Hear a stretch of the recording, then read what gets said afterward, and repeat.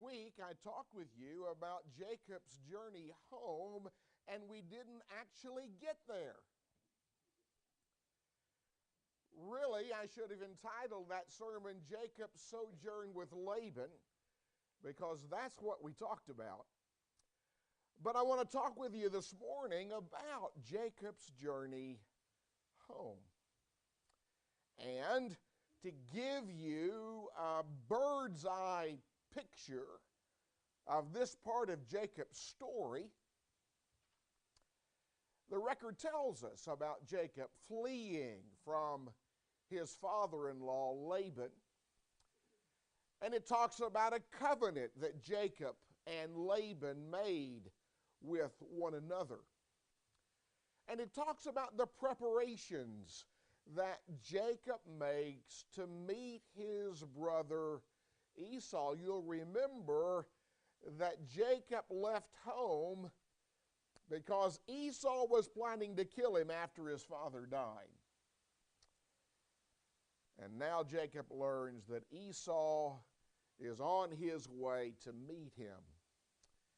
And in the process of the story, Jacob winds up wrestling with an angel, and then finally, Jacob and Esau are united. That is the bird's eye view of this part of the story. Jacob's journey home was about 300, maybe even 400 miles.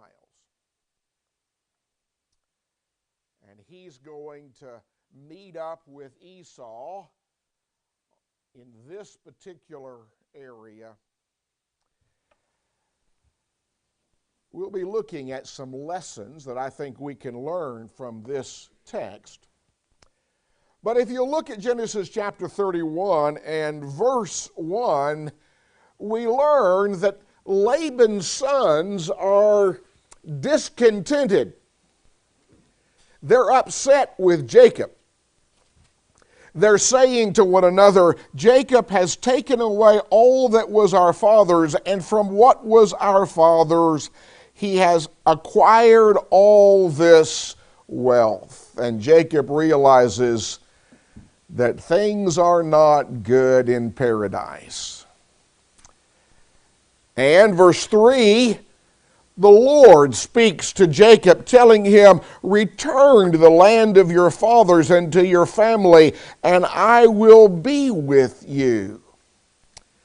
And the text goes on to tell us how Jacob calls for his wives, Rachel and Leah, to inform them of his plans.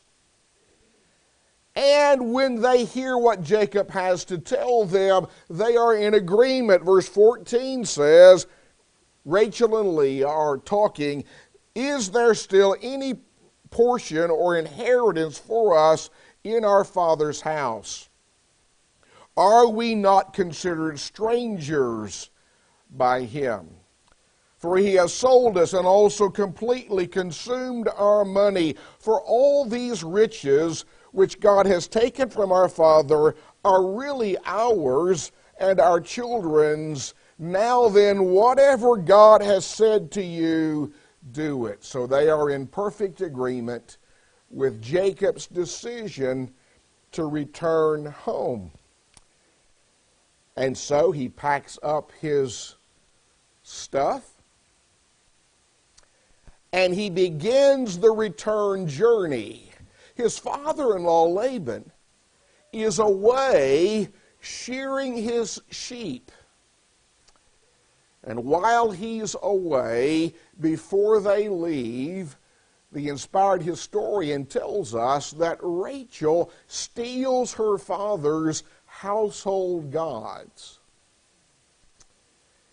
Well, 3 days later, Laban learns that Jacob has left, and Laban goes after him.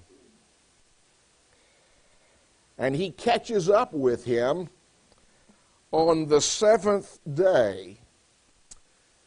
But before Laban meets Jacob, God appears to him in a dream, verse 24, and tells Laban, be careful that you speak to Jacob neither good nor bad. Laban meets Jacob and he asks him, verse 26, what have you done?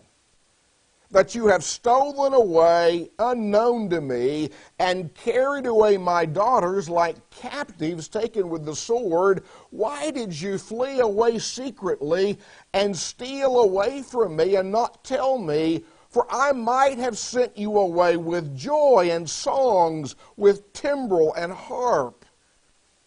And you did not allow me to kiss my sons and my daughters. Now you have done foolishly in so doing. You see, Laban felt about his grandkids the way you feel about your grandkids. And he's not happy that Jacob has left without telling him.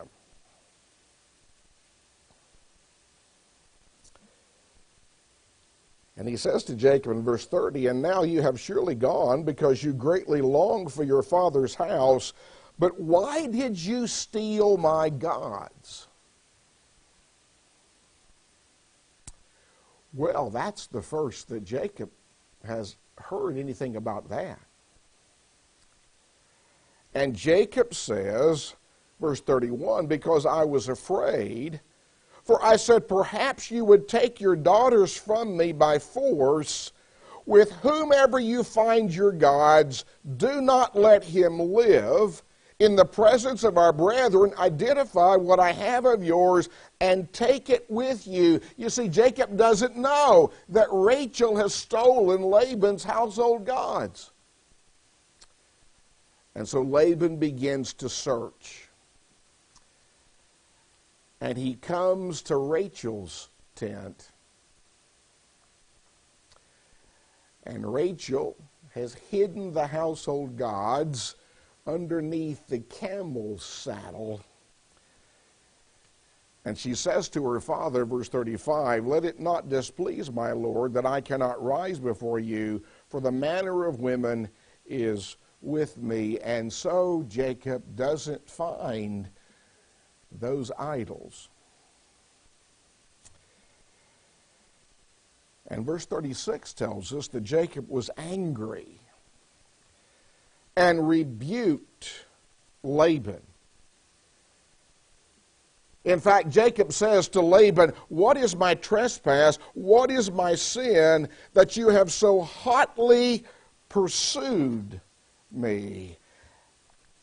And I think there's a lesson here for us, folks. And that is, we need to be sure that we have just cause for our anger. You see, Jacob gets angry with Laban because Laban has accused him of stealing his household gods. He doesn't find the gods, but the charge is correct. Jacob doesn't know what's happened. Brethren, when we get angry, we need to be sure that we have just cause for our anger. Paul tells us that as Christians, we're to put away anger. He told the Ephesians in Ephesians 4, verse 31, let all bitterness, wrath, anger, clamor, and evil speaking be put away from you with all malice. The Bible teaches that anger is a very dangerous thing, but it does not teach that one can never be angry about anything. It's not wrong to be angry. God gets angry. The Hebrew writer says in Hebrews 3, verse 10, therefore I was angry, God is speaking, with that generation and said, they always go astray in their heart, and they have not known my ways. God got very angry with Israel. And we've just been studying that part of Israel's history recently in our Wednesday night Bible class. But our Lord got angry upon occasions. Mark tells us in Mark chapter 3, verse 4, speaking of Jesus, then he said to them, is it lawful on the Sabbath to do good or to do evil, to save life or to kill? And then Mark says, but they kept silent. And when he had looked around at them with anger, being grieved by the hardness of their hearts, he said to the man, stretch out your hand. And he stretched it out, and his hand was restored as whole as the other. You see, Jesus got angry. It's not wrong to get angry if we get angry about the right things. You see, affronts to God were the things that made Jesus angry. It's not wrong to get angry if we get angry at the right time. The wise man tells us in Proverbs chapter 14, verse 17, a quick-tempered man acts foolishly, and a man of wicked intentions is hated. And he tells us in Proverbs 16, verse 32, he who is slow to anger is better than the mighty, and he who rules his spirit than he who takes a city. I remember hearing a story about a fellow who was prone to get angry at the drop of a hat, but he got over his anger just as quickly. And somebody said, you know, a shotgun blast is like that. But look at the devastation that it leaves behind. It's not wrong for us to get angry if we get angry for the right reasons. And we express our anger to the right person in the right way, to the right degree, for the right amount of time. Paul says, do not let the sun go down on your wrath. There's a time limit, evidently, for our anger.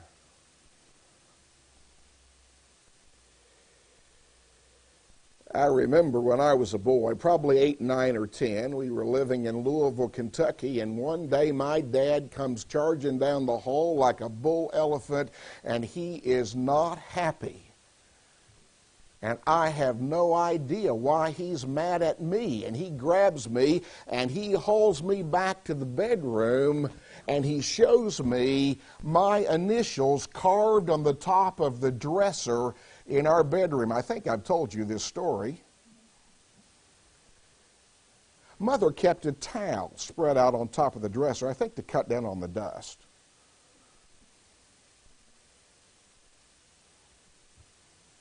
But the towel didn't cover up my initials.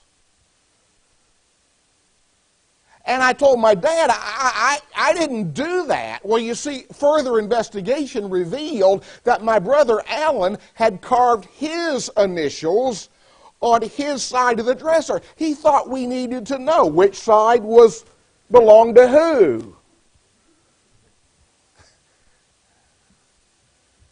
My dad didn't have just cause for his anger on that occasion. Or maybe I should say he was angry with the wrong person. Sometimes we do that. I don't remember what happened. I suspect he got a spanking, but I don't really remember that. All I remember is I didn't get one, and that's a good thing. Because when I got a spanking from my dad, I knew that I had gotten a spanking.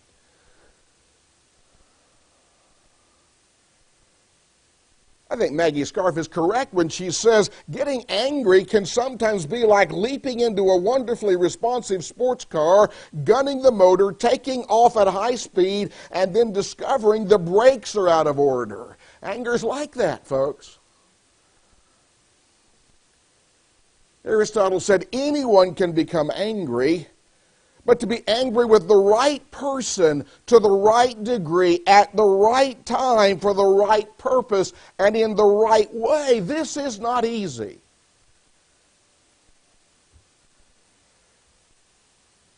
We need just cause for our anger.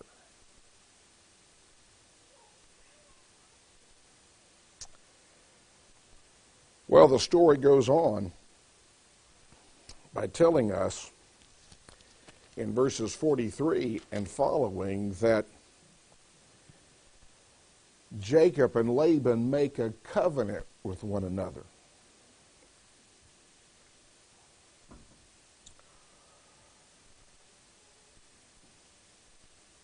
And they set up a stone to serve as a pillar to mark this covenant.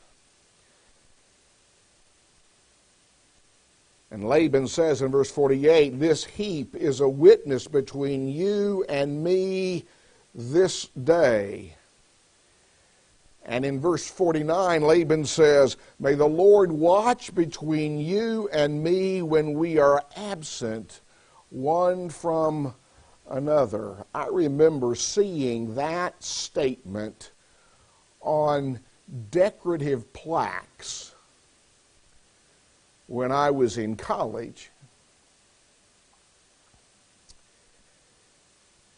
And you look at that statement and it sounds so sweet and so wonderful.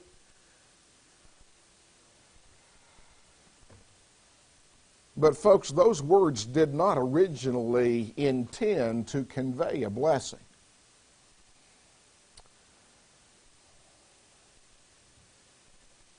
Rather, they were intended to convey an imprecation. Really conveying the thought, may God destroy you if you cross this boundary. And if we keep reading, I think that becomes evident. Look at verse 52. "This heap is a witness, and this pillar is a witness, that I will not pass beyond this heap to you, and you will not pass beyond this heap and this pillar to me for harm."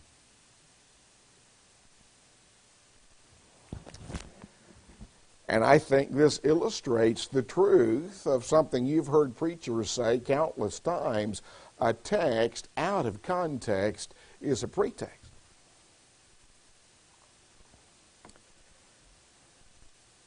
If you just lift those words, "May the Lord," where am I?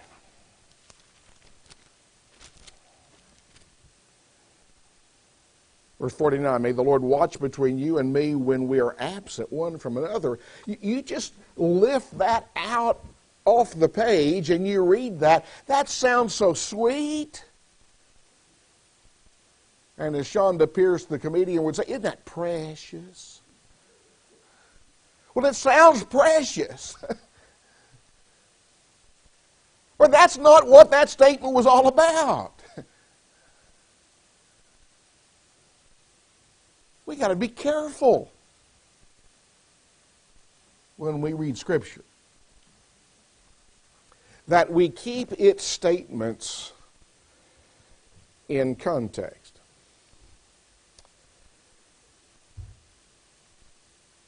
Well, chapter 32 is about Jacob's preparations to meet his brother Esau. And I guess you could say Jacob tries to butter Esau up by sending on ahead a present. And he sends a bunch of oxen and donkeys and flocks and servants. You see, Jacob remembers what Esau had planned to do 20 years earlier. Esau had said, "I'm going to kill my brother when my father dies." Jacob is worried.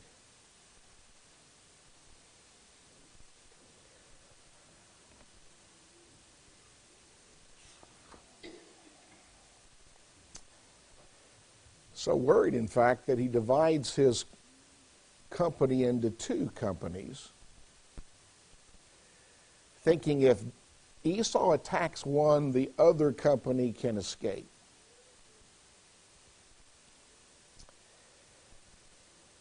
But I want you to notice his prayer in verse 9 beginning.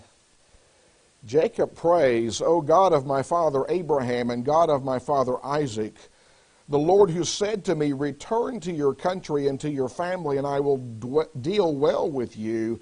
I am not worthy of the least of all the mercies of all the truth which you have shown your servant, for I crossed over this Jordan with my staff, and now I have become two companies. Deliver me, I pray, from the hand of my brother, from the hand of Esau, for I fear him, lest he come and attack me and the mother with the children. For you said, I will surely treat you well and make your descendants as the sand of the sea, which cannot be numbered for multitude. And folks, I see another lesson here, and that is that selfish sinners can change. Jacob is not now the man he was 20 years earlier.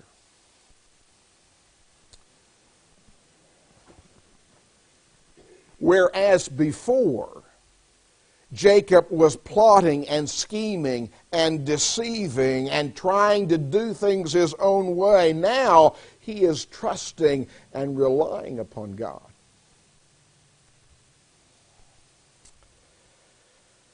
Well, in verse 22, we read where Jacob wrestles with an angel. And Jacob realizes that the man he's wrestling is more than just a man. And this is where Jacob's name is changed to Israel.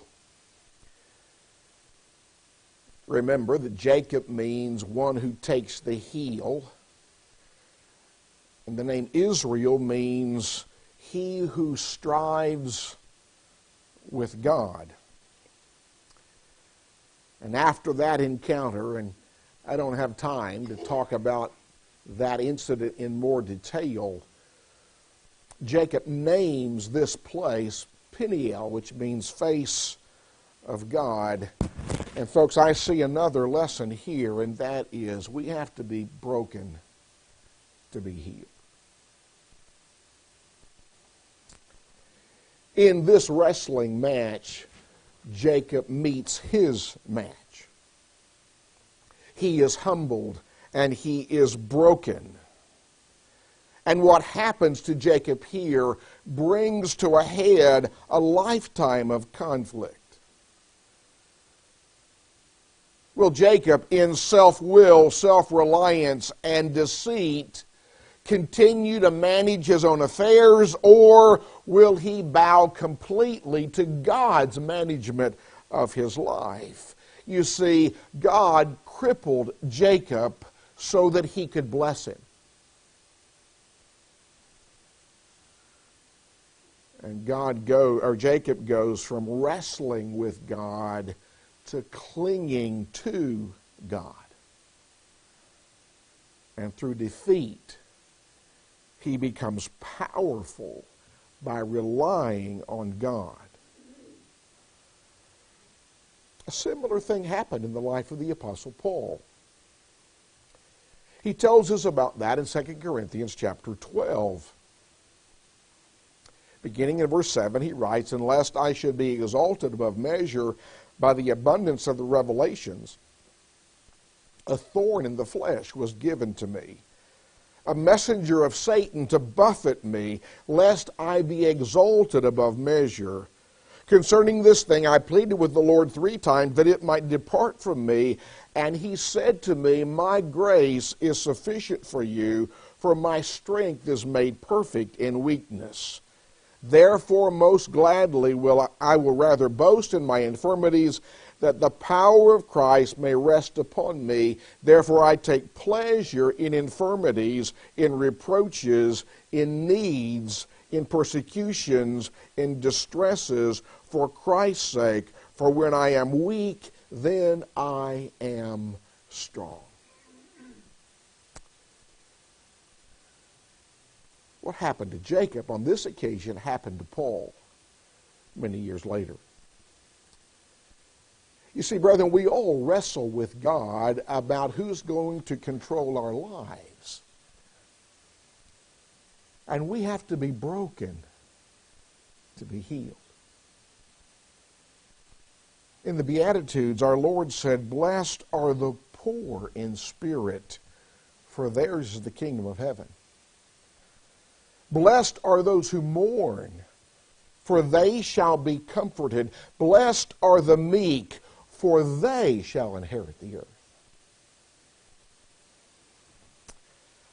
Well, chapter 33 tells us about the reunion of Jacob with his brother Esau. And this time Jacob divides his company into 3 different groups. He sends the maidservants with their children out in front, and then Leah with her children, and finally Rachel and Joseph.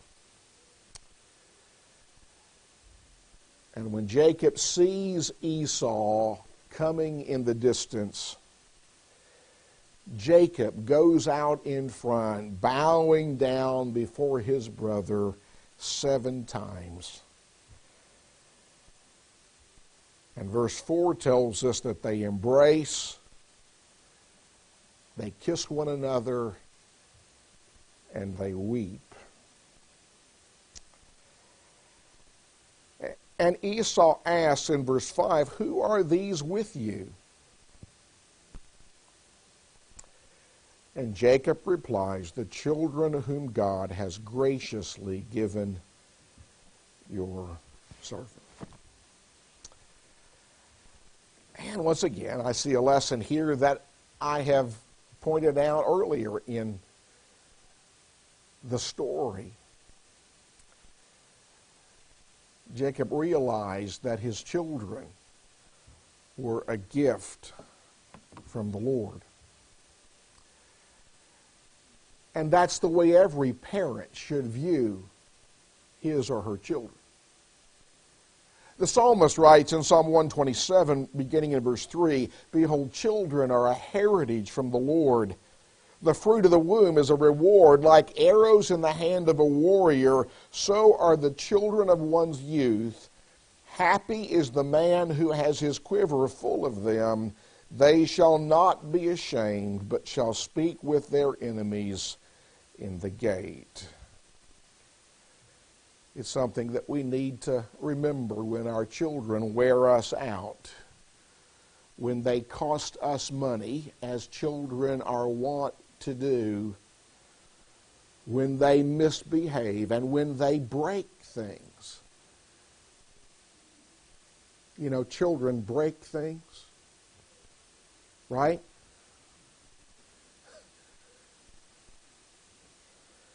When we get so frustrated with our kids, as we sometimes do, we need to remember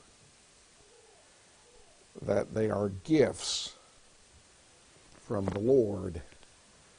Well, one final lesson I'll mention quickly, and that is when we forgive,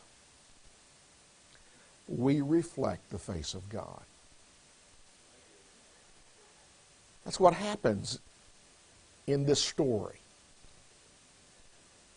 All the anger, all the enmity, all of that is now gone. I am reminded of the hymn, "Let the beauty of Jesus be seen in me, all his wonderful passion and purity. May his spirit divine all my being refine. Let the beauty of Jesus be seen in me." When somebody has been so unkind to you, some word spoken that pierces you through and through, think how he was beguiled, spat upon, and reviled. Let the beauty of Jesus be seen in you. From the dawn of the morning to close of day, an example in deeds and in all you say. Lay your gifts at his feet. Ever strive to keep sweet. Let the beauty of Jesus be seen in you. What a challenge that is for all of us.